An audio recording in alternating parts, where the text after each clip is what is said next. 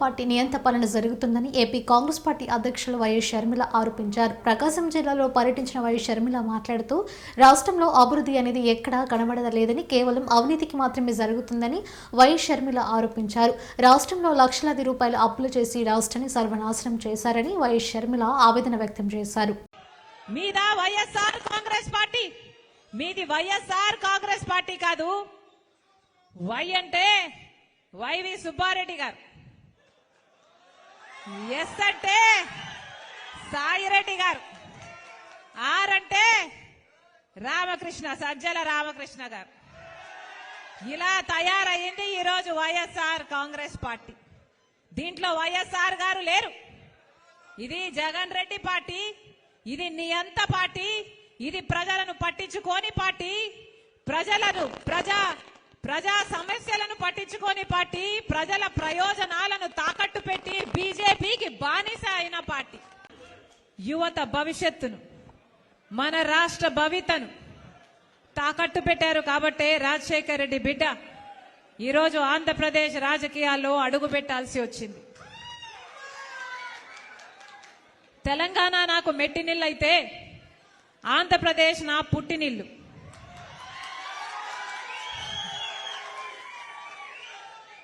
ఆంధ్రప్రదేశ్ ప్రజల పట్ల రాజశేఖర్ రెడ్డి బిడ్డకు ఒక భారం ఉంది, బాధ్యత కూడా ఉంది.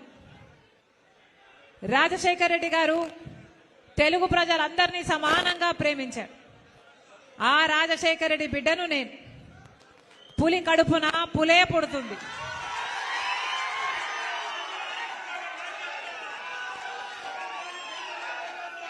ఆ రాజశేఖర్ రెడ్డి గారి రక్తం, ఆ రాజశేఖర్ రెడ్డి గారి రక్తం ఈ ఒంట్లో ప్రవహిస్తుంది.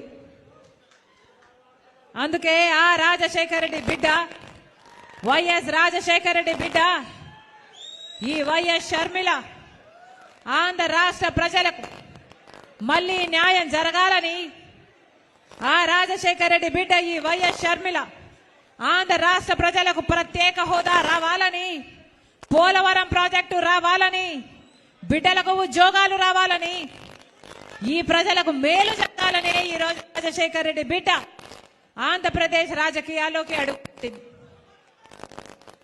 ముప్పేటి దాడి చేస్తున్నారు నా మీద, అన్ని వైపుల నుంచి దాడి చేస్తున్నారు నా మీద. నా సొంత వాళ్ళు అనుకొని 3800 కిలోమీటర్ల పాదయాత్ర చేశాను. నా బిడ్డలను, నా ఇంటిని పక్కన పెట్టి వైసీపీ పార్టీని ఒకప్పుడు నా భుజస్కంధాల మీద వేసుకొని నిలబెట్టాను.